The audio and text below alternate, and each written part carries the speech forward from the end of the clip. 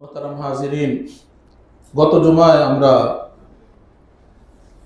জবানের হেফাজত, দুনিয়ার শান্তি, আখিরাতের মুক্তি এই শিরোনামে আমরা আলোচনা শুনছিলাম। জবানের নিয়ন্ত্রণ, গত জুমায় আমরা আলোচনা শুনেছি এই বিষয়ে। আমরা চেষ্টা করছি তো নাকি, না শুধু আলোচনা মসজিদ পর্যন্তই? এখন উল্টা হয়ে গেছে, পরপুরুষের সাথে কথা বলে খুব কমনীয় হয়, নমনীয় হয়, আকর্ষণীয় করে, আর যার সাথে করা দরকার ছিল নমনীয় কোমলীয় যা করার, তার সাথে করে হলো কঠোর ভাষা। যে কিয়ামতের দিন আল্লাহর সামনে কোন কথায় ধরা খেয়ে যাবেন এই ভয়ে তিনি 40 বছর পর্যন্ত কোরআনের আয়াত ছাড়া কথা বলেন। যা বদি কামানোর, গুনাহ কামানোর তো কামাইছি, এটার থেকে তওবা করে পাক সাফ হয়ে আল্লাহর কাছে যাওয়া দরকার। আর যত পারা যায় নেকি কামাই করা। জবানের সাথে আরেকটা বিষয়, সেটা হলো চোখ। এই বর্তমান যুগে সবচেয়ে বেশি গুনাহ চোখের দ্বারা, জবানের দ্বারা। আর কিসের দ্বারা? আমি তাদেরকে ধোঁকা দিব, পথভ্রষ্ট করব, সামনে থেকে, পিছন থেকে, ডানে থেকে। 6টা জিনিসের তোমরা হেফাজত করো, তাহলে আমি তোমাদের জন্য যে জান্নাতের দায়িত্ব নিচ্ছি। নিশ্চয়ই শ্রবণ শক্তি, চোখ, অন্তর, এই সবগুলো সম্পর্কে তোমাদেরকে কালকে আমার দিবসে জিজ্ঞাসা করা হবে।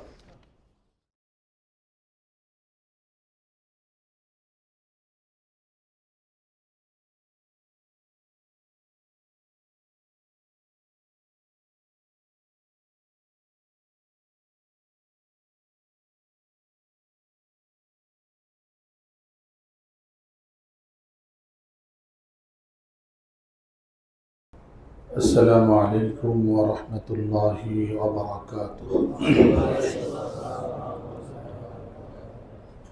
إن الحمد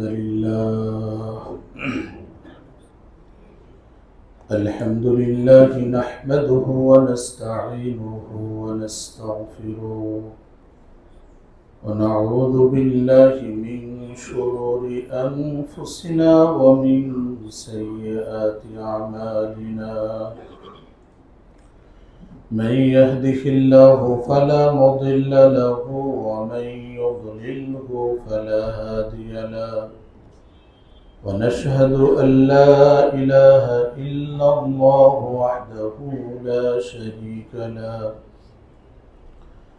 ونشهد أن سيدنا وسندنا وحبيبنا ومولانا محمدا عبده ورسوله صلى الله تعالى عليه وعلى آله وأصحابه وبارك وسلم تسليما كثيرا. أما بعد، فأعوذ بالله من الشيطان الرجيم. بسم الله الرحمن الرحيم. يا أيها الذين آمنوا اتقوا الله وقولوا قولا سديدا. وقال تعالى: إن الله وملائكته يصلون على النبي فصلوا عليه وسلموا تسليما.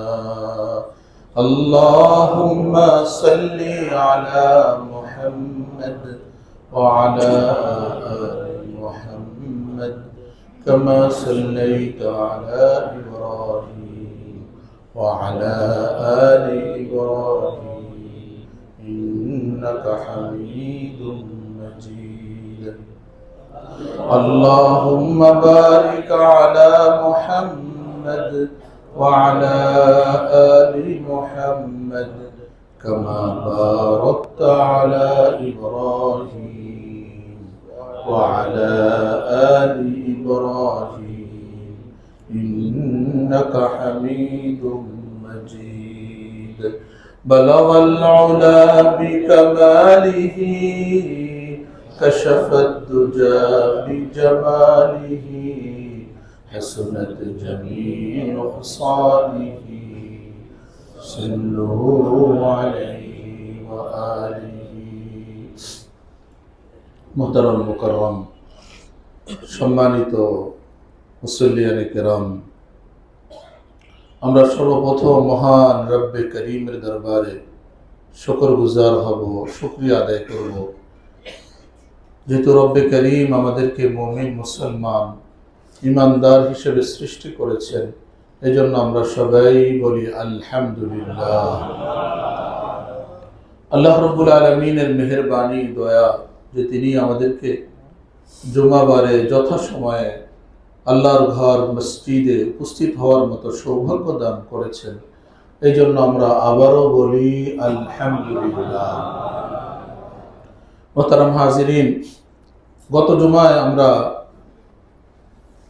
জবানের হেফাজত, দুনিয়ার শান্তি, আখিরাতের মুক্তি, এই শিরোনামে আমরা আলোচনা শুনছিলাম যে জবান এটা কত গুরুত্বপূর্ণ, এটা হেফাজত করলে লাভ কি আর না করলে ক্ষতি কি, কত ধরনের অন্যায় থেকে মানুষ এই জবানের দ্বারা বেঁচে যায়, আবার এই জবানের কারণে অনেক ধরনের অন্যায় এবং পাপের ভিতরে সে লিপ্ত হয়েছে।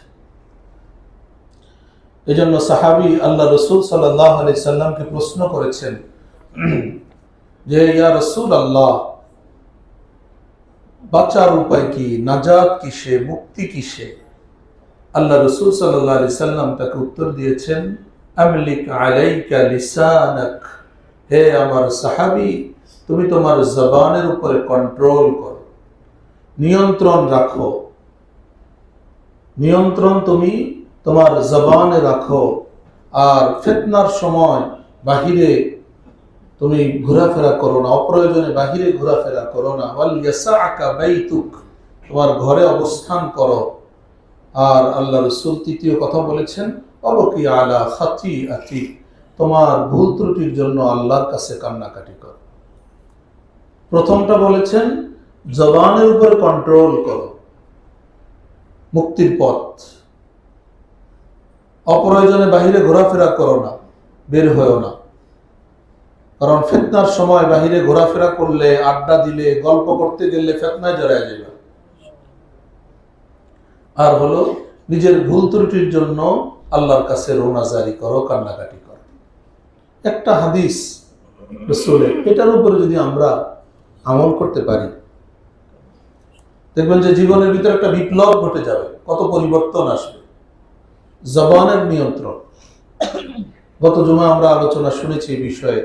আমরা চেষ্টা করছি তো নাকি, না শুধু আলোচনা মসজিদ পর্যন্তই চেষ্টা করা গেছে কিছু, যে না আমি যে একটু চেষ্টা করি যে আমার জবানটা যেন ওয়াহিদ কথাবার্তায় ব্যস্ত না থাকে, আল্লাহর জিকিরে, কোরআন কারীমের তেলাওয়াতে, এতে নিয়ে যেন আমরা ব্যস্ত থাকি। আব্দুল্লাহ ইবনে মুবারক রাহমাতুল্লাহি আলাইহি, প্রখ্যাত তাবিঈ, ওনার সাথে একজন যে মহিলা, বৃদ্ধা মহিলার যে কথোপকথন, যে মহিলা 40 বছর, কত বছর? 40 বছর কোরআনের আয়াত ছাড়া সে কথাই বলে নাই। কেন বলে নাই কোরআন ছাড়া কথা? যে কারণ প্রত্যেকটা কথার তো হিসাব হবে, প্রত্যেকটা কথার হিসাব হবে। আমরা যা কিছু মুখ দিয়ে বের করি সব রেকর্ড হয়ে যায়। রেকর্ড করেন কে?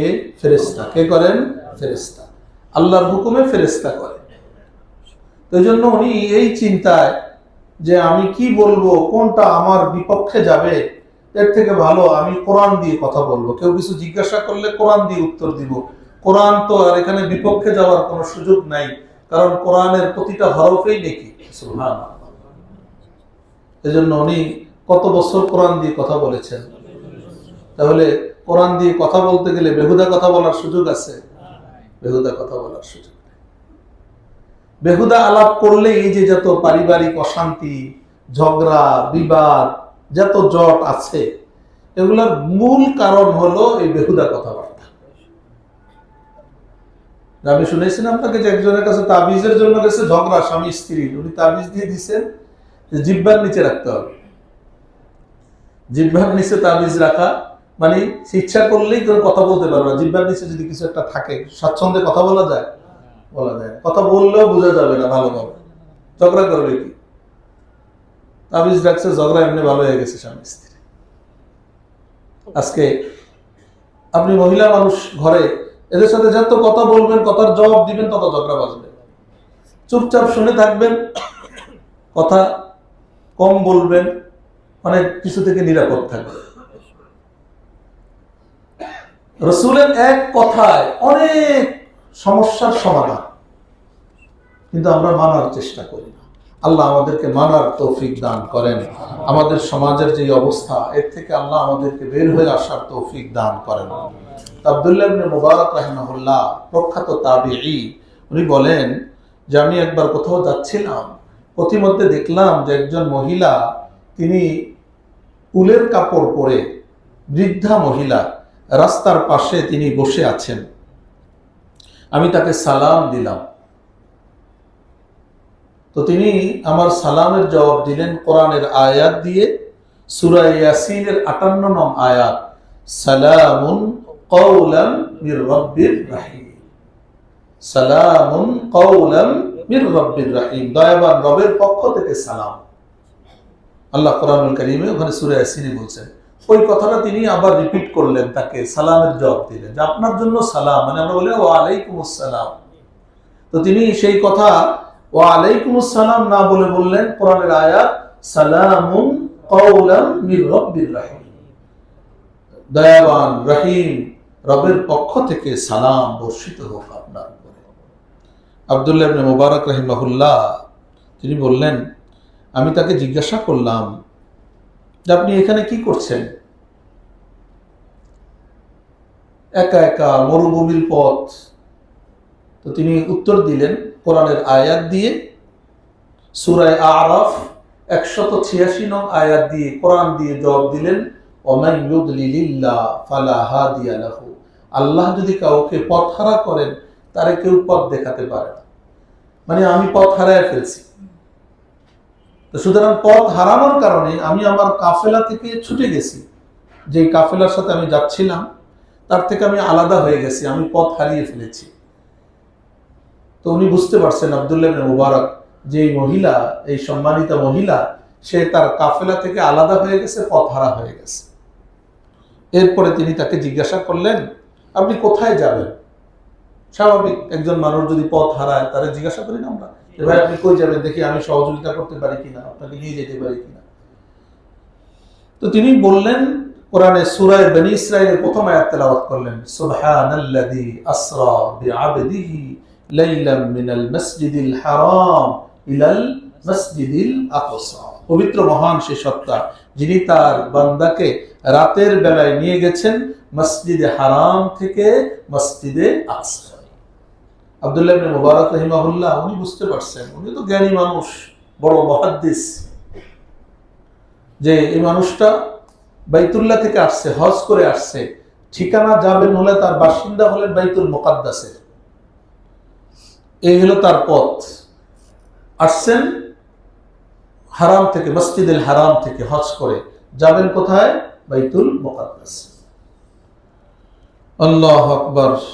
আব্দুল্লাহ ইবনে মুবারক রাহিমাহুল্লাহ এরপরে তাকে প্রশ্ন করলেন যে আপনি এখানে কতদিন ধরে আছেন এই অবস্থায়, পথ হারা অবস্থায়? তিনি কোরআনে সূরা মারইয়াম আলাইহিস সালামের একটা কথা আল্লাহ বলেছেন, ওইটাকে তিনি নকল করেছেন, সালাসা লায়ালিন সাবিয়া, পূর্ণ 3টি রাত ধরে। কোরআনের আয়াত সূরা মারইয়ামের আয়াত নাম্বার হলো 10, এটা তিনি তেলাওয়াত করলেন, সালাসা লায়ালিন সাবিয়া, পরিপূর্ণ 3 রাত আমি এখানে আছি। এরপরে আব্দুল্লাহ ইবনে মুবারক তাকে প্রশ্ন করলেন, আপনি কি কিছু খেয়েছেন এই মরুভূমির ভিতরে? তিনি হযরত ইব্রাহিম আলাইহিস সালামের কথা আল্লাহ কোরআনুল কারীমে সূরাতুশ শুআরা, ওখানে আল্লাহ রাব্বুল আলামিন নকল করেছেন, সেই কথা তিনি, ওই উদ্ধৃতি তিনি এখানে তেলাওয়াত করলেন, ওয়াল্লাযী হুয়া ইউতঈমুনি ওয়া ইয়াসকিন, আল্লাহ ওই সত্তা। ইব্রাহিম আলাইহিস সালাম ওখানে আল্লাহর পরিচয় তুলে ধরেছেন, রব কে। তো এই রবের পরিচয় বলতে গিয়ে তিনি বলেছেন যে রব তো ওই সত্তা যিনি আমাকে খাওয়ান এবং আমাকে পান করান। সুবহানাল্লাহ। তো তিনি বললেন যে এটা নিয়ে আপনার টেনশন করার কিছু নাই, আমার রব আমার খাবার দাবারের পানাহারের কি করেন, ব্যবস্থা করেন। আল্লাহু আকবার। হযরত আব্দুল্লাহ ইবনে মুবারক রাহিমাহুল্লাহ উনি বললেন, এখানে তো ওযুর ব্যবস্থা নাই, মরুভূমিতে পানি নাই, আপনি কিভাবে নামাজ পড়েন, কিভাবে ওযু করেন, ওযু ইত্যাদি কিভাবে সারেন? তো তিনি তায়াম্মুম সংক্রান্ত কোরআনের একটা আয়াত এটা তেলাওয়াত করলেন, ফাতায়াম্মামু সাঈদান তাইয়্যিবা, খুব পবিত্র মাটি দিয়ে তোমরা তায়াম্মুম করে নিও। যদি পানি না পাওয়া যায়, আল্লাহ কোরআনে বলছেন তখন কি দিয়ে, পবিত্র মাটি দিয়ে। এখন নাপাক মাটি দিয়ে তায়াম্মুম, যদি কোনো জায়গায় যদি নাপাকি থাকে সেইখানের মাটি দিয়ে যদি কেউ তায়াম্মুম করে তাহলে তার কি হবে না, তায়াম্মুম সহিহ। কথা বুঝে আসছে? এই জন্য কোরআনে আল্লাহ বলছেন পুত পবিত্র মাটি দিয়ে কি করো, তায়াম্মুম করো। তিনি এই কথা তাকে শুনালেন। এরপরে আব্দুল্লাহ ইবনে মুবারক রাহিমাহুল্লাহ তাকে বললেন যে আমার কাছে কিছু খাবার আছে, আপনি কি খাবেন? তো তিনি কোরআনের আয়াত তেলাওয়াত করলেন, সূরা বাকারার 87 নং আয়াত, সুম্মা আতিম্মুস সিয়ামা ইলাল লাইল, যে তোমরা রোজাকে পূর্ণ করো রাত পর্যন্ত। আব্দুল্লাহ ইবনে মুবারক বুঝে গেছেন যে উনি কি আছেন, রোজা আছেন। দেখেন উনি এটাও কোরআনের আয়াত দ্বারা জবাব দিলেন যে তোমরা রোজা পূর্ণ করো কোন পর্যন্ত, রাত পর্যন্ত। দিনের বেলা উনি রোজা আছেন। আব্দুল্লাহ ইবনে মুবারক রাহিমাহুল্লাহ বললেন, এটা তো রমজান মাস না, আপনি রোজা রেখেছেন? তিনি উত্তরে বললেন, ওয়ামান তাতাওয়া খায়রা ফাইন্নাল্লাহা শাকিরুন আলিম, যে ব্যক্তি সওয়াব লাভের উদ্দেশ্যে নফল ইবাদত করে আল্লাহ তার কদর করে থাকেন এবং তিনি সব জানেন। আল্লাহ তার কদর করে থাকেন, শাকিরুন আলিম, এর শুকর আদায় করেন। কেউ যদি নফল ইবাদত করে, নফল রোজা রাখে, আব্দুল্লাহ ইবনে মুবারক রাহিমাহুল্লাহ তাকে বললেন, বুঝতে পারছেন যে উনি নফল রোজা রাখছেন।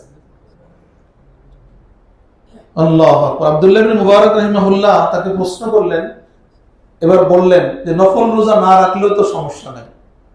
নফল রোজার মাসআলা হলো, যদি কেউ নফল রোজা রাখে আর যদি আপনার কোনো কারণে রোজা সে ভাঙতে চায়, কোনো দাওয়াত আসছে, খুব পিরাপিরি করতেছে তাকে খাওয়ার জন্য, একজনের মন রক্ষার্থে সে যদি এই রোজা ভেঙে ফেলে তাহলে এর কারণে তার উপরে কাফারা আসবে না, কিন্তু এই রোজা কাজা করতে হবে। নফল রোজা যদি কেউ ভাঙ্গে, নফল তো নফল, কিন্তু যখন ভাঙ্গে তখন এটা ওয়াজিব হয়ে যায়, তখন এটার কাজা করাটা কি হয়, ওয়াজিব হয়, কিন্তু এটা সুযোগ আছে। তো তিনি বললেন, এটা তো নফল রোজা, আপনি ইচ্ছা করলে আমার মেহমানদারি গ্রহণ করতে পারেন। তো তিনি উত্তরে বললেন,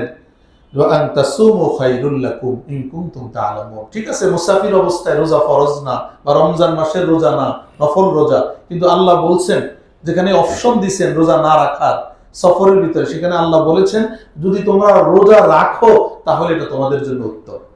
আমি উত্তমটার উপরে আমল করছি। এর পরবর্তীতে আল্লাহু আকবার, আব্দুল্লাহ ইবনে মুবারক রাহিমাহুল্লাহ তাকে জিজ্ঞাসা করলেন, আপনি আমার মতো কেন কথা বলেন না, আপনি কোরআন দিয়ে কেন কথা বলেন? স্বাভাবিক কৌতূহল বশত জিজ্ঞাসা করছেন।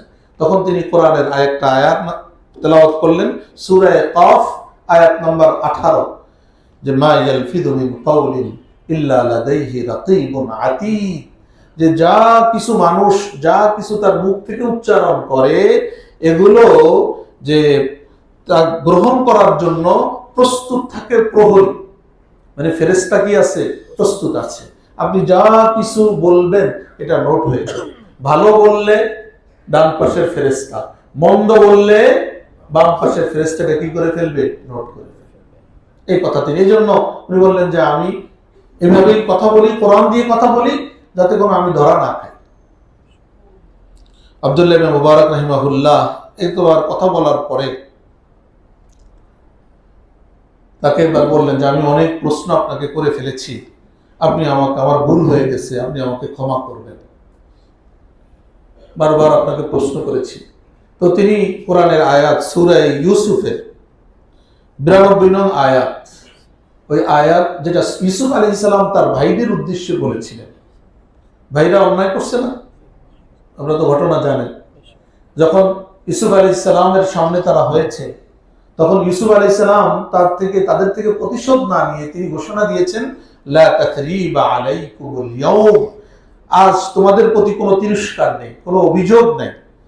ইয়াগফিরুল্লাহু লাকুম ওয়া হুয়া আরহামুর রাহিমিন, আল্লাহ তোমাদেরকে ক্ষমা করুন, তিনি বড় দয়ালু।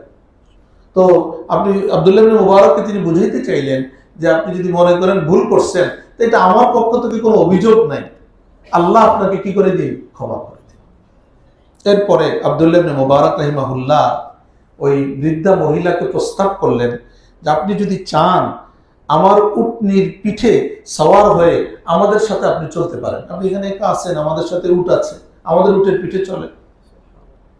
তখন তিনি কোরআনের আয়াত তেলাওয়াত করলেন, সূরা বাকারার 197 নং আয়াত, ওমা তাফআলু মিন খাইরি ইয়ালামুল্লাহ, তোমরা যা কিছু ভালো আমল করো সেটাকে জানেন আল্লাহ। তুমি যে আমাকে এই অফার করছো, এই যে সুযোগ দিচ্ছ, তোমার উটনির পিঠে আমাকে নিয়ে যাবে, এই যে নেক কাজ করতেছো, এটা আল্লাহ জানেন, আল্লাহ তোমাকে এর প্রতিদান দিবেন। এরপরে আব্দুল্লাহ ইবনে মুবারক রাহিমাহুল্লাহ যখন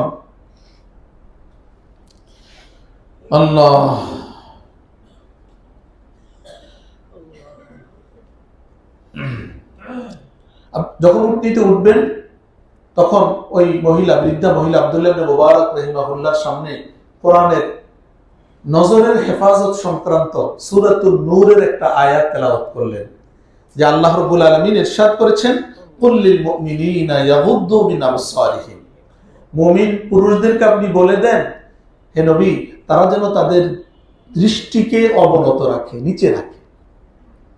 আব্দুল্লাহ ইবনে মুবারক রাহিমাহুল্লাহকে উনি ইঙ্গিত করলেন যে এই সফরে দৃষ্টি কি রাখতে হবে, অবনত রাখতে হবে। আব্দুল্লাহ ইবনে মুবারক রাহিমাহুল্লাহ তিনি বলেন যে আমি আমার দৃষ্টিকে অবনত করলাম। এরপরে যখন এবার বললাম যে আপনি সাওয়ার হন, বাহনের পিঠে উঠুন। যখন তিনি বাহনের পিঠে উঠতে গেলেন, তখন উটটা নাড়াচাড়া করলো, ভয় পেয়ে গেল। তখন নতুন কোনো মানুষ দেখলে অনেক সময় আছে না এরকমটা, এতে তিনি পড়ে গেছেন উটের পিঠ থেকে। তখন সাথে সাথে তিনি কোরআনে কারীমের আয়াত তেলাওয়াত করলেন, ওমা আসাবাকুম মিন মুসিবাতিন ফাবিমা কাসাবাত আইদিকুম, সূরাতুশ শুআরা আয়াত নাম্বার 30, যে আল্লাহ কোরআনে বলেন যে বিপদ আপদ যা কিছু আসে এটা তোমাদের হাতের কামাই, তোমাদের কোনো গুনাহের কারণে বা তোমাদের হাতের কামাইয়ের কারণে। তুমি বুঝাইতে চাইলেন এই যে বিপদ আসছে এটা আপনার কারণে না, উটের কারণে না, এটা আমার হাতের কামাই, আমার কারণেই এমনটা হয়েছে, উট এমনটা করেছে, আমি ব্যথা পেয়েছি। আল্লাহু আকবার। এরপরে তিনি যখন উটের পিঠে উঠলেন, উট চলা শুরু করলো, তিনি কোরআনের দোয়া সূরাতুজ যুখরুফ 13 এবং 14 নং আয়াত তেলাওয়াত করলেন, যেটা বাহনের পিঠে উঠলে যেই দোয়া করতে হয় আল্লাহ রাসূল আমাদেরকে করতে বলেছেন, সুবহানাল্লাযী সাখখারা লানা হাযা ওয়া মা কুন্না লাহু মুকরিনিন ওয়া ইন্না ইলা রাব্বিনা লামুনকালিবুন, যে পুত পবিত্র ওই সত্তা যিনি আমাদের জন্য এইগুলোকে অনুগত করে দিয়েছেন, বাহন অনুগত করছেন, গাড়ি অনুগত করছেন, প্লেন অনুগত করছেন, কি বলেন করছেন কি করেন নাই, ওমা কুন্না লাহু মুকরিনিন, আমরা এটাকে অনুগত করার মতো ছিলাম না, আমাদের এই ক্ষমতা ছিল না যে অনুগত করব। উট একজনকে নিয়ে যাচ্ছে, বোঝা বহন করে নিয়ে যাচ্ছে। হাতি দেখেন না যে যারা হাতির খেলা টেলা দেখায়, টাকা পয়সা উঠায়, কত বিশাল বড় হাতি, যে থাকে তার উপরে তার কথা শুনে, যা বসতে বললে বসে। এই যে ক্ষমতা মানুষকে উটের উপরে, প্রাণীর উপরে, হাতির উপরে কে দিচ্ছেন? আল্লাহ। এই জন্য যখন আমরা বাহনের পিঠে উঠবো, সফরে বের হব, তখন কাকে স্মরণ করব? আল্লাহকে স্মরণ করব। তো তিনিও আল্লাহকে স্মরণ করে এই দোয়া করলেন, সুবহানাল্লাযী সাখখারা লানা হাযা ওয়া মা কুন্না লাহু মুকরিনিন ওয়া ইন্না ইলা রাব্বিনা লামুনকালিবুন। আব্দুল্লাহ ইবনে মুবারক রাহিমাহুল্লাহ তিনি উটনিটির লাগাম ধরে জোরে জোরে তিনি হাঁটতে লাগলেন। উনি উট ধরে ধরে, লাগাম ধরে ধরে, উনি বসেন নাই, ও তো মহিলা বসছে, আর উনি লাগাম ধরে ধরে সামনে হাঁটতেছেন আর চিৎকার করে করে উটটাকে নিয়ে যাচ্ছে। তখন তিনি সূরাতুল লোকমানের 19 নম্বর আয়াত তেলাওয়াত করলেন। ওখানে লোকমান হাকিম তার প্রিয় বৎসকে কিছু উপদেশ দিয়েছিলেন, যার কথা আল্লাহ সূরা লোকমানের ভিতরে উল্লেখ করেছেন। একটা উপদেশ ছিল ওয়াকসিদ ফি মাশয়িক ওয়াগদুদ মিন সাউতিক। লোকমান হাকিম তার ছেলেকে বলেছে যে তুমি যখন হাঁটবে, চলার ক্ষেত্রে মধ্যম পন্থা অবলম্বন করবে, একবারে আস্তেও না, আবার খুব বেশি তাড়াহুড়োও করে না, মধ্যম পন্থা। তো এই মহিলাও এই আয়াত তেলাওয়াত করে আব্দুল্লাহ ইবনে মুবারককে বলতে চাইলেন যে তুমি যে জোরে জোরে হাঁটতেছো, এত জোরে স্পিড একটু কমাও। আবার যে জোরে জোরে চিৎকার করতেছো উটকে হাঁকানোর জন্য, উটকে নিয়ে যাওয়ার জন্য, সেখানে আওয়াজটা একটু কি করো, নিচু করো। লোকমান হাকিম যে উপদেশ দিয়েছিলেন ওয়াকসিদ ফি মাশয়িক, চলার ক্ষেত্রে মধ্যম পন্থা অবলম্বন করো, ওয়াগদুদ মিন সাউতিক, আওয়াজকে তুমি অবনত করো, নিচু করো। আমরা অনেকে এরকম, আমাদের আওয়াজও অনেক বড় হয়ে যায়, আসলে এরকম কি বলেন, অনেক মা বোনরা আছে ঘরের ভিতরে যে তাদের আওয়াজ পুরুষকে ছাড়িয়ে যায়। আমাদেরকে তাদেরকে আস্তে আস্তে বুঝাইতে হবে যে একজন নারীর আওয়াজ এটা সতর, এটা যেন পরপুরুষ না শুনে। এই জন্য তো কোরআনে কারীমে আল্লাহ বলেছেন যে তার যদি কোনো পরপুরুষের সাথে কথা বলতে হয় তাহলে এমন ভাবে কথা বলবে না, এত কমনীয় করে যে অন্য কোনো পুরুষ তার প্রতি কি হয়, আকৃষ্ট। সেক্ষেত্রে আবার একটু কর্কশ ভাষায় কথা বলবে, কর্কশ ভাষায় কথা বলবে যখন অন্য কোনো পরপুরুষের সাথে কথা বলবে। এখন উল্টা হয়ে গেছে, পরপুরুষের সাথে কথা বলে খুব কমনীয় হয়, নমনীয় হয়, আকর্ষণীয় করে, আর যার সাথে করা দরকার ছিল নমনীয় কোমলীয় যা করার, তার সাথে করে হলো কর্কশ ভাষা। উল্টা না, কি বলেন, উল্টা হয়ে গেছে। এটা দুর্ভাগ্য আমাদের। তো আল্লাহ রাব্বুল আলামিন এখানে যেটা লোকমান হাকিম যে কথা বলেছেন, ওয়াকসিদ ফি মাশয়িক ওয়াগদুদ মিন সাউতিক, চলার ক্ষেত্রে মধ্যম পন্থা। এটা এই যে যারা অনেকে আস্তে আস্তে চলে, এটা আল্লাহ রাসূল বলছেন এটা অহংকারীদের চলন, এরকম ভাবে চলা উচিত না। কেউ অসুস্থ ভিন্ন কথা, কিন্তু যদি এরকম কোনো স্বাভাবিক কোনো অসুস্থতা না থাকে তাহলে স্বাভাবিক গতিতে কি করবো, আমরা চলব। এরপরে আব্দুল্লাহ ইবনে মুবারক রাহিমাহুল্লাহ উনি বলেন যে আমি হাঁটতে হাঁটতে একটু কিছু কবিতার কয়েকটা পংক্তি, কয়েকটা ছন্দ আমি পড়তেছিলাম। তখন ওই মহিলা, বৃদ্ধা মহিলা উটের পিঠ থেকে তিনি বললেন, সূরা মুজাম্মিলের 20 নং আয়াত তেলাওয়াত করলেন, ফাকরাউ মা তায়াসসারা মিনাল কুরআন, যে তুমি কবিতা টবিতা না পড়ে কোরআন তেলাওয়াত করো। কারণ আল্লাহ ফাকরাউ মা তায়াসসারা মিনাল কুরআন, কোরআনের যা কিছু তুমি পারো, যেটা তোমার জন্য সহজ হয়, সেটা সহজ মনে হয়, ওটা তেলাওয়াত করো। কথা বুঝে আসছে ভাই? তাহলে আমরা আমাদের জবানটাকে আল্লাহর জিকির রাখবো, কোরআনের তেলাওয়াত রাখবো। আমি বললাম যে আমি তো পারি না, আমি তো হাফেজে কোরআন না। আপনি সূরা ইখলাস পড়েন, সূরা ইখলাস পড়তে থাকেন, সূরা ফাতিহা পড়েন, সূরা ফাতিহা পড়তে থাকেন, পারা যাবে ইনশাআল্লাহ। আল্লাহ আমাদের সবাইকে তৌফিক দান করেন। এরপর আব্দুল্লাহ ইবনে মুবারক রাহিমাহুল্লাহ, আল্লাহু আকবার, তখন ওই মহিলাকে বললেন যে সত্যি আল্লাহ আপনাকে নেককার একজন মানুষ হিসেবে সৃষ্টি করেছে। তখন তিনি বললেন, ওমা ইয়াযাক্কারু ইল্লা উলুল আলবাব, যারা জ্ঞানী মানুষ তারাই শুধু শিক্ষা গ্রহণ করে থাকে, যারা বুদ্ধিমান তারাই শুধু কি গ্রহণ করে, শিক্ষা গ্রহণ করে। এরপর আব্দুল্লাহ ইবনে মুবারক রাহিমাহুল্লাহ কিছুক্ষণ চুপচাপ চলার পরে জিজ্ঞাসা করতেছেন, আপনার কি স্বামী আছে? চলতেছে তো পথে, কথা বুঝে আসছে। বয়োবৃদ্ধ মানুষ দেখেন না, একদম যে এই অল্প বয়সের যদি হয় যুবক বা তরুণ, আবার যদি মনে করেন দাদার বয়সের কেউ হয়, গল্প জমে না অনেক। দাদা নাতির সাথে যেমন গল্প করে, নাতিও দাদার সাথে কি করে, গল্প। মনে করেন এরকম তার সন্তানের বয়সে বা তার নাতির বয়সে উনি আব্দুল্লাহ ইবনে মুবারক। তো উনি জিজ্ঞাসা করতেছেন যে আপনার কি স্বামী আছে? তখন তিনি কোরআনে কারীমের আয়াত, আল্লাহু আকবার, সূরা মাইদার 101 নং আয়াত তেলাওয়াত করলেন, ইয়া আইয়ুহাল্লাযীনা আমানু লা তাসআলু আন আশিয়া ইন তুবদা লাকুম তাসুকুম, হে ঈমানদাররা তোমরা এমন বিষয়ে প্রশ্ন করো না যেটার জবাব তোমরা শুনলে তোমাদের কাছে ভালো লাগবে না, তোমাদের পছন্দ হবে না। তো এমন বিষয়ে তোমরা কি করো, উনি এটার জবাব দিতে চান নাই, তার স্বামী আছে কি নাই। তো তাই জন্য বললেন যে এমন বিষয়ে প্রশ্ন করো না যে যেই বিষয়ের জবাব তোমার সামনে আসলে তোমার খারাপ লাগতে পারে। হয়তো স্বামী মারা গেছে, এটার কথা শুনলে খারাপ লাগতে পারে, অথবা এই বিষয়ে তার স্বামী আছে কি নাই এই বিষয়টা সে তার সাথে শেয়ার করতে চায় নাই, এই জন্য কোরআনে কারীমের কি করলেন, এই আয়াত তেলাওয়াত করলেন। আল্লাহু আকবার। এরপরে আব্দুল্লাহ ইবনে মুবারক এই কথা শোনার পর উনি বলেন যে আমি একবারে চুপ হয়ে গেলাম, যে বারবার প্রশ্ন করতেছি, উনি কোরআনের আয়াত না শোনালেন, যেই প্রশ্নের জবাব শুনলে তোমাদের খারাপ লাগে এমন বিষয়ে প্রশ্ন করো না, মনে উনি বিরক্ত হচ্ছেন। আমি চুপচাপ হয়ে গেলাম। একবারে দেখলাম যে সামনে একটা কাফেলা, এতক্ষণ তো আমরা বিচ্ছিন্ন ছিলাম, সামনে চলতে চলতে একটা কাফেলা, একটা দল দেখা যাচ্ছে। তা আমার মনে হলো যে এই কাফেলা হয়তো ওনারই।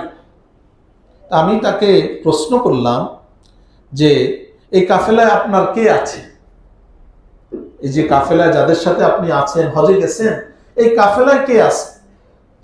তখন তিনি সূরাতুল কাহফের 46 নং আয়াত তেলাওয়াত করলেন, আল মালু ওয়াল বানুনা জিনাতুল হায়াতিদ দুনিয়া। যে সম্পদ, সন্তান, এটা হলো পার্থিব জীবনের শোভা, পার্থিব জীবনের শোভা। তো আব্দুল্লাহ ইবনে মুবারক রাহিমাহুল্লাহ বুঝতে পারছেন যে ওনার সন্তানরা আছে, এই কাফেলাতে কে আছে, ওনার সন্তান আছে। আব্দুল্লাহ ইবনে মুবারক রাহিমাহুল্লাহ এবার প্রশ্ন করলেন যে আপনার সন্তানরা ওখানে কি দায়িত্বে আছে, কোনো দায়িত্বে আছে? তাদের তো বের করতে হবে, ওনার যদি মাকে সন্তানের হাতে পৌঁছাইতে হয়। তো তখন তিনি সূরাতুন নাহলের 16 নং আয়াত তেলাওয়াত করলেন, ওয়া আলামাতিন ওয়া বিন নাজমি হুম ইয়াহতাদুন। যে আর পথচিহ্ন, পথ নির্ণায়ক চিহ্ন সমূহ এবং নক্ষত্রের সাহায্য মানুষ পথের নির্দেশ পায়। আব্দুল্লাহ ইবনে মুবারক বুঝতে পারছেন যে ওনার ছেলেরা এই কাফেলাতে পথ নির্দেশক হিসাবে, গাইড হিসাবে আছে। তো গাইড সামনে থাকে, কথা বোঝেন নাই? ওখানে উনি কোরআনে কারীমে আলামাত, নিদর্শন, আল্লাহ বলছেন যে নক্ষত্র দেখে দেখে মানুষ চলে। এখন তো মনে করেন ঘড়ি আছে, ঘড়ি দিয়ে আমরা টাইম বুঝতে পারি, তাই না? সব কিছু আছে, গুগল ম্যাপ আছে। ওই জামানাতে এগুলো ছিল না। বিভিন্ন চিহ্ন দেখে, নিদর্শন দেখে মানুষ পথ চলতো, রাতের বেলা চলতো। এই যে এখনো তো এই যে যারা জাহাজ নাবিক যারা, তারা এই চিহ্ন দেখে তারপরে চলে। আল্লাহু আকবার। তখন আব্দুল্লাহ ইবনে মুবারক রাহিমাহুল্লাহ উনি বলেন যে আমি মহিলাকে নিয়ে তাদের তাঁবুতে গেলাম। এবার আমি তাকে জিজ্ঞাসা করলাম যে আপনার সন্তানদের কি নাম, আপনার যে সন্তান আছে সন্তানের নাম তো লাগবে, সন্তানরা কারা? তখন তিনি কোরআনে কারীমের আয়াত তেলাওয়াত করলেন, ওয়াত্তাখাযাল্লাহু ইব্রাহিমা খালীলা। যে আল্লাহ ইব্রাহিম আলাইহিস সালামের কথা এখানে বলেছেন যে তাকে বন্ধু হিসেবে গ্রহণ করেছেন। আর কি তেলাওয়াত করলেন, কাল্লামাল্লাহু মূসা তাকলীমা। যে আল্লাহ রাব্বুল সূরাতুন নিসাতে 164 নং আয়াতে আছে যে আল্লাহ মূসা আলাইহিস সালামের সাথে সরাসরি কি বলেছেন, কথা বলেছেন। তুর পাহাড়ে নিয়ে কথা বলছেন না? আর তৃতীয় আয়াত তেলাওয়াত করলেন, ইয়া ইয়াহইয়া খুদিল কিতাবা বিকুওয়া। হে ইয়াহইয়া, ইহা আল্লাহর রাসূল, আল্লাহর এক নবী ইয়াহইয়া আলাইহিস সালাম। হে ইয়াহইয়া, তুমি এই কিতাবকে সুদৃঢ়ভাবে আঁকড়ে ধরো। সূরা মারইয়ামের 12 নম্বর আয়াত। আব্দুল্লাহ ইবনে মুবারক রাহিমাহুল্লাহ তিনি বুঝতে পারছেন যে এই তিনজনে ওনার সন্তান। একজনের নাম হলো ইব্রাহিম, একজনের নাম হলো মূসা, আরেকজনের নাম হলো ইয়াহইয়া। তিনি বলতে পারতেন স্বাভাবিকভাবে যে আমার 3 ছেলে। উনি তিনটাই কিসের দ্বারা বললেন? কোরআনের আয়াতের দ্বারা বললেন। সুবহানাল্লাহ। এর পরবর্তীতে আব্দুল্লাহ ইবনে মুবারক এই তিনজনের নাম ধরে তাঁবুতে চিৎকার দিলেন, আওয়াজ দিলেন। তখন তিনি বলেন যে আমি দেখলাম কিছু সময় পরে চাঁদের মতো সুন্দর, চাঁদের মতো সুন্দর কয়েকজন নওজওয়ান আমার সামনে আসলো। যখন তিনি বলেন যে যখন আমি বুঝতে পারলাম যে এরাই হলো এই বৃদ্ধা মহিলার সন্তান, এরপরে ওই মহিলা তাদের একজনকে ডেকে বলল, ফাবআথু আহাদাকুম বিওয়ারিকিকুম হাদিহি ইলাল মাদিনা ফালইয়ানজুর আইয়ুহা আজকা তাআমা ফালইয়াতিকুম বিরিজকিন মিন। সূরা কাহফের ওই যে আসহাবুল কাহফ আছে না, যারা গুহায় অবস্থান করছেন, দীর্ঘ সময় ছিলেন, তারপরে ঘুম থেকে উঠছেন, তারপরে একজন বলছে যে যাও এই মুদ্রা নিয়ে বাজারে যাও, খাবার নিয়ে আসো, পুত পবিত্র হালাল খাবার।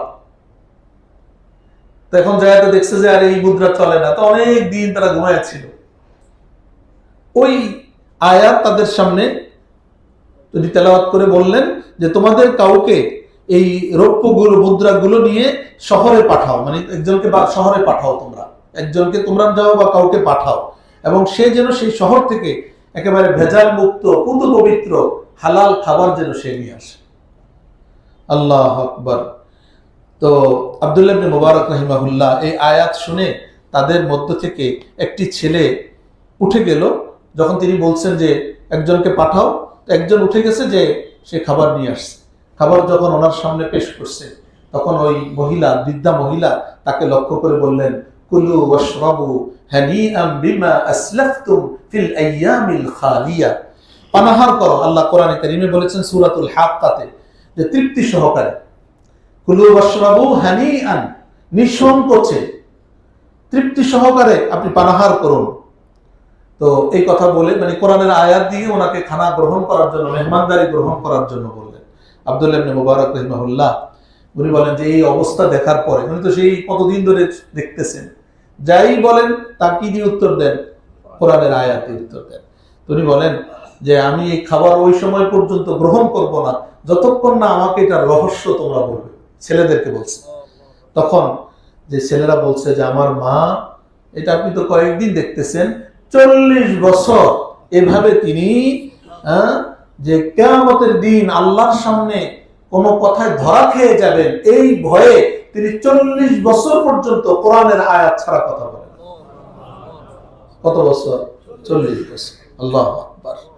তখন আব্দুল্লাহ ইবনে মুবারক রাহিমাহুল্লাহ তিনি বললেন, যালিকা ফাযলুল্লাহ ইউতিহি মান ইয়াশা আল্লাহু যুল ফাজলিল আযীম।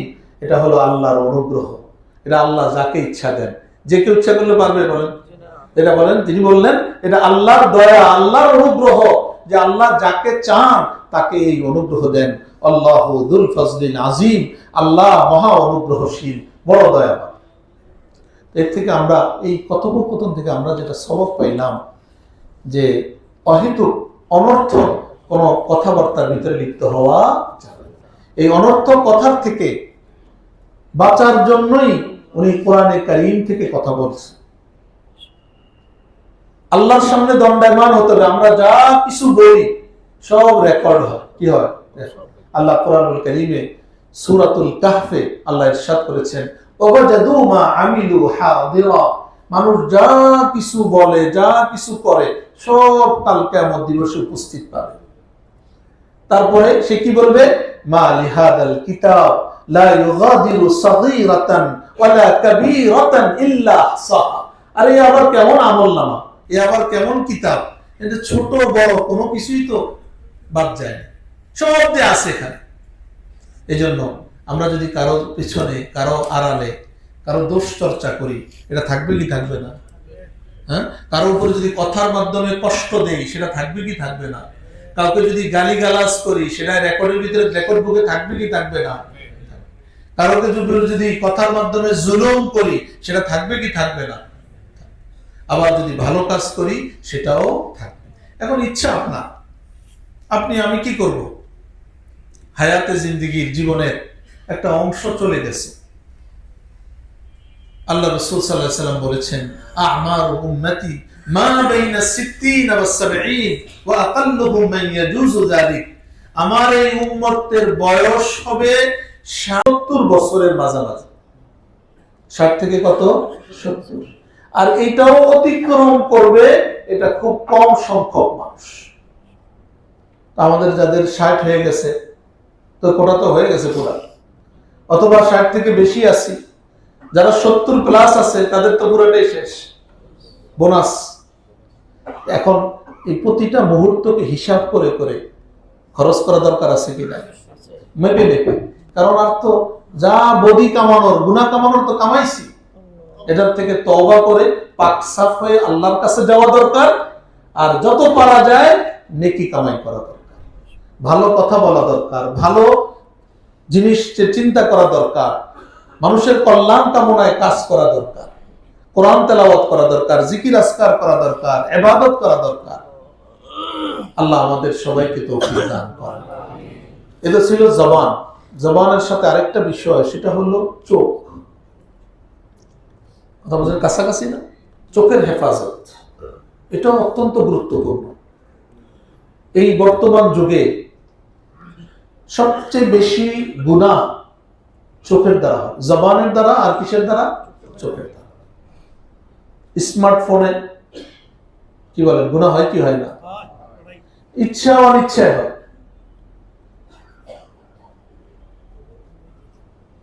এই চোখ, এটা আল্লাহ রাব্বুল আলামিনের বহুত বড় নিয়ামত। আল্লাহু আকবার। এই যে আজকের যুগে 50 মেগাপিক্সেল বা 108 মেগাপিক্সেল, এমনকি 200 মেগাপিক্সেলের ক্যামেরা থাকে। এটা নিয়ে আমরা খুব গর্ব করি। ক্যামেরা অনেক নিখুঁত ছবি আসে, তাই না? অনেক দূর থেকে ছবি নেওয়া যায়, তাই না? কিন্তু আল্লাহ রাব্বুল আলামিন আমাদের এই যে চোখগুলো, এই চোখের ভিতরে 500 থেকে 600 মেগাপিক্সেল সমপর্যায়ের, মানে যেটা ধারণ ক্ষমতা যুক্ত, এরকম দুইটা চোখ আল্লাহ রাব্বুল আলামিন আমাদেরকে ফ্রিতে দিয়ে দিয়েছে। এই চোখ প্রতি সেকেন্ডে 10টা করে ছবি তুলতে পারে। আমাদের চোখটা কয়টা ছবি তুলতে পারে? প্রতি 10টা করে ছবি। তাহলে একজন মানুষ যদি ধরেন 8 ঘন্টা ঘুমায়, বাদ দেওয়ার পরে থাকে কয় ঘন্টা? 24 ঘন্টার ভিতরে 16 ঘন্টা। এই 16 ঘন্টায় সে দৈনিক 5,76,000 ছবি তুলতে সক্ষম। আল্লাহ রাব্বুল আলামিন আমাদের যে ক্যামেরা দিচ্ছেন, এই ছোট একটা মার্বেলের মতো গোল আকারের, এতটুকু, তো এর ভিতরে এতটুকু ক্ষমতা দিচ্ছেন যে আল্লাহ রাব্বুল আলামিন যে দৈনন্দিন, অর্থাৎ 8 ঘন্টা বাদ দিলে, ঘুমের টাইম বাদ দিলে 5,76,000 ছবি তুলতে পারে। দুনিয়ার কোন এরকম ডিভাইস আছে, কোন ক্যামেরা আছে যেটাই করতে সক্ষম হবে? আল্লাহ, চার্জ থাকে না, দেখেন না, একটু বেশি চালাইলে কি চার্জ কি হয়ে যায়? বন্ধ হয়ে যায়। আপনি কয়দিন চার্জ দিচ্ছেন? চোখে লাগাইছেন চার্জার? যে আল্লাহর এই চোখটা দিচ্ছেন, এই চোখটার একটু চার্জ দিয়ে নেই। চার্জ দেওয়ার পদ্ধতি হলো আল্লাহর কোরআন তেলাওয়াত। আল্লাহু আকবার। একটি চোখ প্রতি মিনিটে 12 বার পিটপিট করে। এই যে চোখের কতবার? 12 বার। এর মাধ্যমে আল্লাহ অনেক রোগ ব্যাধি, ভাইরাস থেকে আল্লাহ আমাদেরকে হেফাজত করেন। এই যে চোখের পলক পড়ে যে, তাহলে প্রতিদিন গড়ে 11,520 বার এই চোখ পিটপিট করে। এই জন্য কোরআনুল কারীমে আল্লাহ বলেছেন, আলাম নাজআল লাহু আইনাইন, তাদেরকে আমি দুইটা চোখ দেই নাই? কি বলেন, দিছেন কি দেন নাই? আল্লাহু আকবার। এই জন্য চোখ দিছেন, আবার চোখের ব্যবহারের পদ্ধতিও বলে দিছেন। আল্লাহ রাব্বুল আলামিন কোরআনুল কারীমে সূরাতুন নূর 18 নম্বর পারায় পুরুষদেরকে বলছেন, নারীদেরকে বলছেন, কুল্লিল মুমিনিন, হে নবী আপনি পুরুষদেরকে, মুমিন পুরুষদেরকে বলেন, ইয়াগুদ্দু মিন আবসারিহিম, তারা যেন তাদের চোখকে অবনত রাখে, ওয়া ইয়াহফাযু ফুরুজাহুম, তারা যেন তাদের লজ্জাস্থানের হেফাজত করে, যালিকা আযকা লাকুম, এটা তাদের জন্য পবিত্রতর, এটা তাদের জন্য পবিত্রতর। ইন্নাল্লাহা খাবীরুম বিমা তা'মালুন, তোমরা ইয়াসনাউন, তারা যা কিছু করে এই ব্যাপারে আল্লাহ কি রাখেন? খবর রাখেন। আল্লাহর খবর আছে কি নাই? আবার আল্লাহ মহিলাদেরকে বলছেন, ওয়াকুল্লিল মুমিনাত, মুমিন নারীদেরকে বলেন, ইয়াগুদুদনা মিন আবসারিহিন্না, তারা যেন তাদের চোখের হেফাজত করে, ওয়া ইয়াহফাজনা ফুরুজাহুন্না, তারা যেন তাদের লজ্জাস্থানের হেফাজত করে, ওয়ালা ইউবদিনা জিনাতাহুন্না, তারা যেন তাদের সৌন্দর্য মানুষকে না দেখায়, তারা যেন দেখায় না বেড়ায়। আল্লাহ ইল্লা মা যাহারা মিনহা ওয়াল ইয়াদরিবনা বিখুমুরিহিন্না আলা জুয়ুবিহিন্না, তারা যেন তাদের বুকে তারা যেন কাপড় দিয়ে রাখে, এটা যেন খোলা উন্মুক্ত না রাখে। এভাবে আল্লাহ রাব্বুল আলামিন চোখের হেফাজতের দিক নির্দেশনা দিয়েছেন। তো চোখ দিচ্ছেন কে? বলেন, নির্দেশনা দিয়েছেন কে? তাহলে চোখে যিনি চোখ দিলেন, নির্দেশনা তারটা মানবো না শয়তানেরটা মানবো?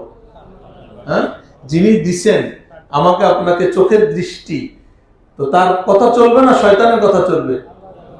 আল্লাহর কথা চলবে। আল্লাহর কথা চললে আল্লাহ বলছেন চোখের নিচে রাখতে, অবনীত রাখতে। দেখেন, আমাদের শয়তান আল্লাহর কাছে চ্যালেঞ্জ ঘোষণা করছে যে আমি এই বনি আদম, এই আদমের জন্য তো আমার এই অবস্থা, আমি তাদেরকে ধোঁকা দিব, পথভ্রষ্ট করব, সামনে থেকে, পিছন থেকে, ডানে থেকে, বামে থেকে, চারিদিকে বলছি। চারিদিক থেকে আক্রমণ করব।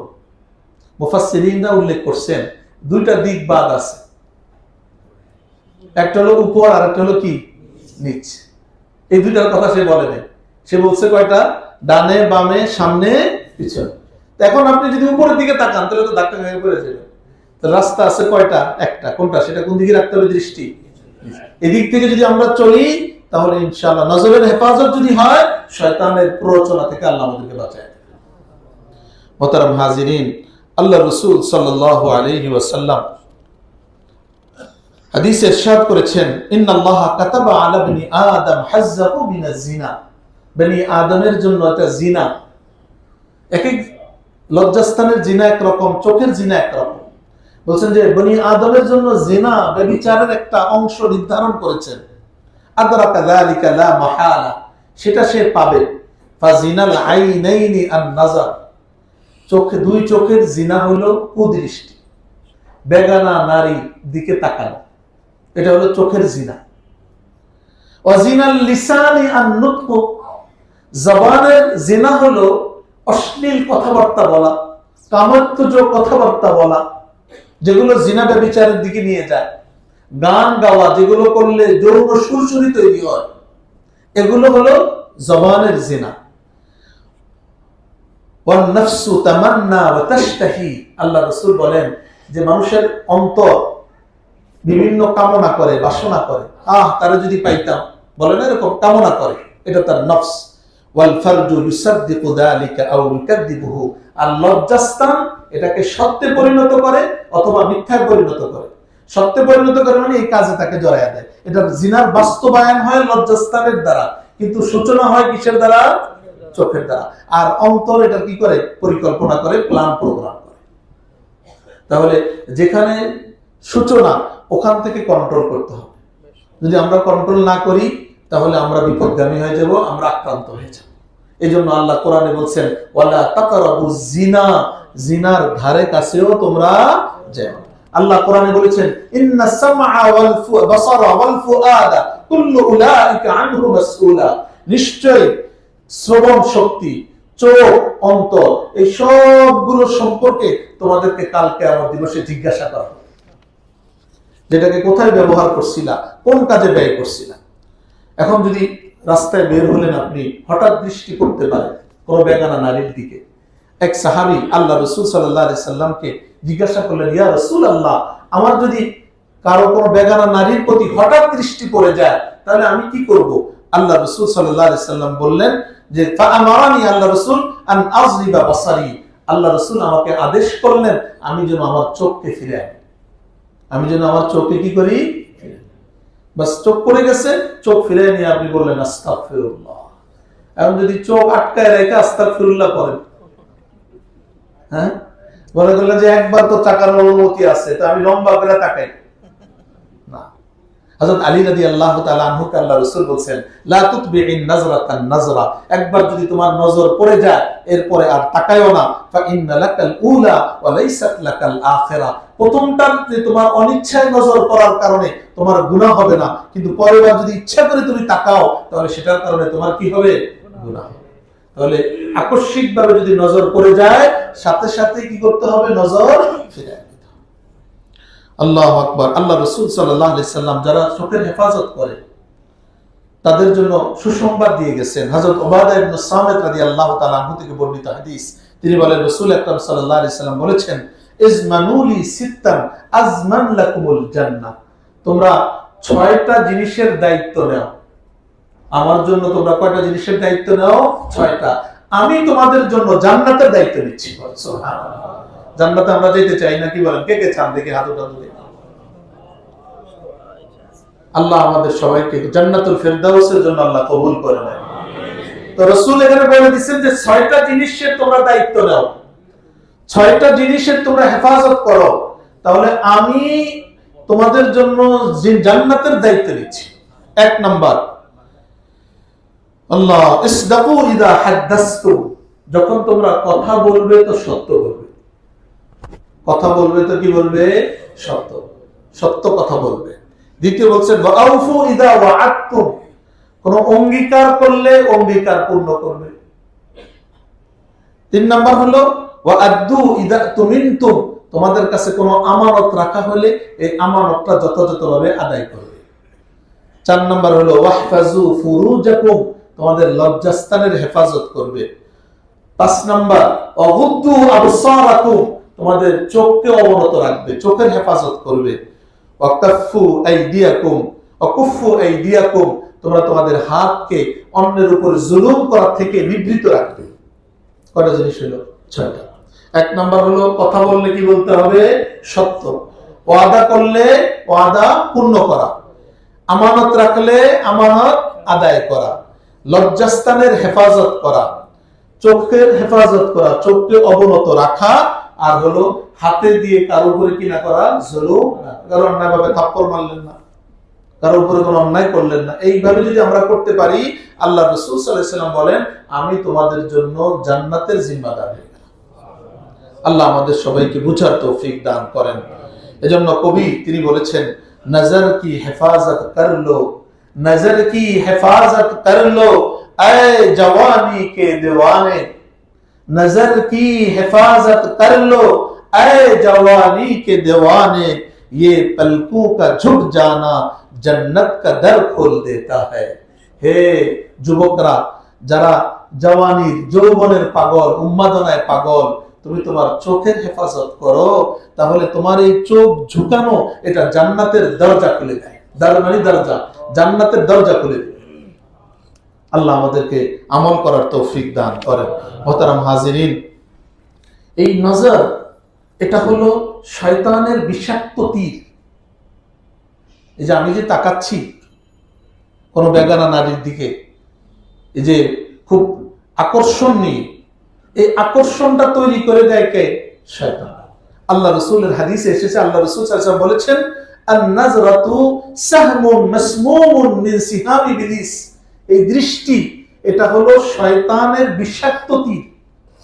ফামান তারাকাহা মিন মাখাফাতিল্লাহ, যে ব্যক্তি আল্লাহর ভয়ে এই চোখের হেফাজত করতে পারে, বেগানা নারী থেকে চোখকে হেফাজত করতে পারে, হারাম থেকে দেখা থেকে বাঁচাইতে পারে, মোবাইলের স্ক্রিনে কোনো বেগানা নারী, অর্ধনগ্ন নারী, তাদের দেখা থেকে, বেপরদা নারী দেখা থেকে, যে যদি ফিল্ম দেখা থেকে নিজেকে হেফাজত করতে পারে, তাহলে আতবাতাল্লাহু ঈমানান ইয়াজিদু হালাওয়াতাহু ফি কলবিহি, আল্লাহ তার অন্তরে এমন ঈমান প্রতিষ্ঠা করে দিবেন যেটার স্বাদ সে তার অন্তরে অনুভব করবে। এসেছে যদি কোনো মানুষ ঈমানি স্বাদ অনুভব করে, আল্লাহ রাব্বুল আলামিন মৃত্যুর সময় তার কালিমা নসিব করে, ঈমানের সাথে তার মওত। কোনো মানুষ যদি চোখের হেফাজত করতে পারে, আল্লাহ তাকে ঈমানি মওত দান করবে। ঈমানি মওত দরকার আছে না? কি বলেন? আল্লাহ রাসূল সাল্লাল্লাহু আলাইহি ওয়াসাল্লাম বলেছেন, মান কানা আখিরু কালামিহি লা ইলাহা ইল্লাল্লাহ দাখালাল জান্নাহ, যে মানুষটা তার শেষ কথা কালিমা লা ইলাহা ইল্লাল্লাহ হবে, সে জান্নাতে প্রবেশ করবে। জান্নাত তো আমরা সবাই চাই, তাহলে সে চোখের হেফাজত করবো তো ইনশাআল্লাহ। দেখেন এই যে দুনিয়ার চাকচিক্য, দুনিয়ার একটু দেখলে হয়তো ভালো লাগবে সাময়িকভাবে, শয়তান আমাদেরকে বলে যে তাকাও। আল্লাহ তো তাকানোর মতো অনেক জিনিস রাখছেন না? কি বলেন? এই যে বিশাল আকাশ, সুবিশাল আকাশ, এটা কার সৃষ্টি?